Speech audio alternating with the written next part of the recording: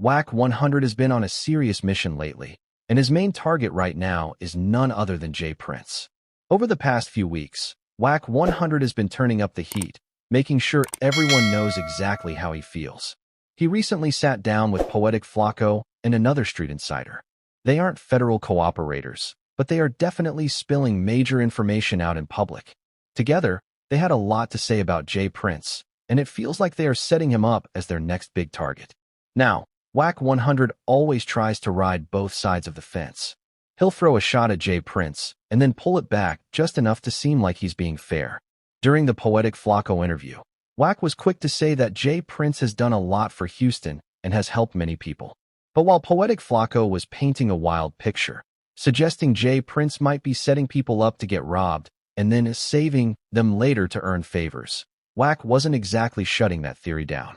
And let's be real, this idea has been floating around for years. Every time someone famous gets into trouble in Houston, J Prince somehow steps in and saves the day. Could there be a bigger play behind the scenes? Maybe. Maybe not. Wack tried to act like he wasn't making assumptions, saying, "We can't assume that." But moments later, he was throwing out accusations about J Prince being surrounded by snitches and not cleaning up his circle. He's been saying these things everywhere, not just during the Poetic Flaco interview, but also on Jason Lee's podcast and even Clubhouse.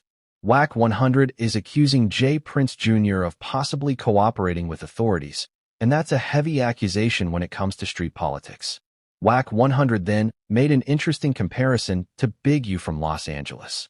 He explained how Big U was once a strong leader for the community, but ended up getting dragged into investigations. Wack said that Clubhouse played a huge role in that downfall. Overexposing someone's business on the internet can open the door for prosecutors. The internet is now a weapon, and Wack 100 made it clear during the Poetic Flaco interview that Lil Durk's legal troubles partly came from what people were sharing online. Fans were reposting what Durk said in songs, interviews, and live streams, and prosecutors were able to use that content against him.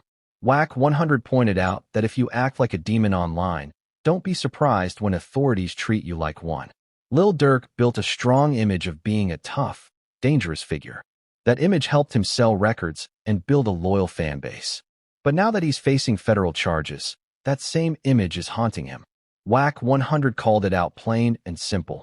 You convinced the world you were a demon, and now you have to live with the consequences. However, there is a little good news for Lil Durk. According to sources, Durk may get a bail hearing. In the world of federal cases, bail is extremely rare. The fact that he is even being considered for bail is a major development.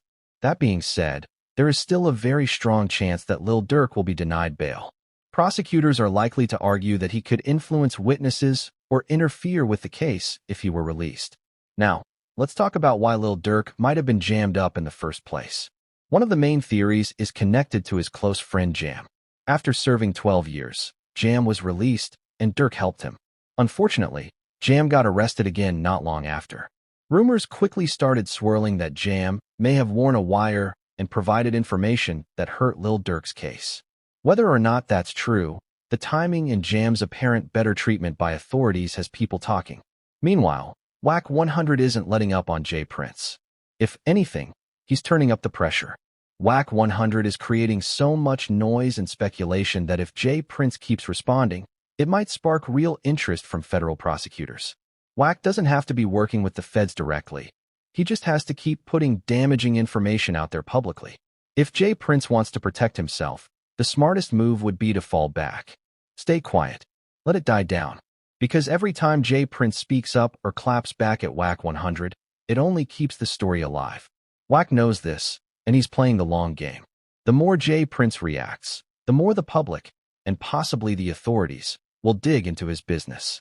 In the middle of all this, 50 Cent decided to throw gasoline on the fire. 50 Cent posted about Big Meech, calling him a clever rat, someone smart enough to take the cheese but not get caught in the trap. This comment caught a lot of attention, especially because 50 is heavily involved with the BMF TV series. 50's post lined up with things Tammy Cowins mentioned during her testimony in court. She hinted that behind the scenes of BMF, there were layers of clever moves and tricks going on that the public never fully understood. It's fascinating because it suggests that even legends like Big Meech had to play the game carefully to survive. Now, what's happening with the BMF documentary? It's been silent lately. Tammy Cowins was supposed to help bring it to life, but now nobody knows what's going on. 50 Cent hasn't given any new updates. Some fans are wondering if Tammy backed out or if there are legal issues holding the project back.